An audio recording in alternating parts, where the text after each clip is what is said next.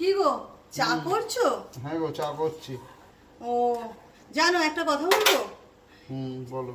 স্বামীদের হাতে যদি বউটা চা খায় না, তাহলে বউদের স্বর্গবাস হয়, সেটা তুমি জানো কি? তোমাকে আবার এসব কথা কে বললো? উল্টো পাল্টা কথাবার্তা।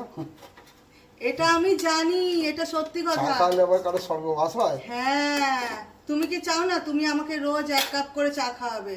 তুমি কি চাও না আমার স্বর্গবাস হোক? বলো। হ্যাঁ, তুমি এবার বার খাওয়াচ্ছ আমাকে। বার কোথায় খাচ্ছি? বার খাওয়ানো আবার কি? তোমাকে আমার উঁচুতে তুলে কি লাভ আছে?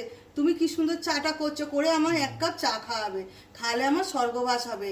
স্বামীর হাতে 1 কাপ চা খাওয়া মানে স্বর্গবাস হওয়া। কি সুন্দর বলো তো, চায়ের কালারটাও খুব ভালো হয়েছে। তাই তো।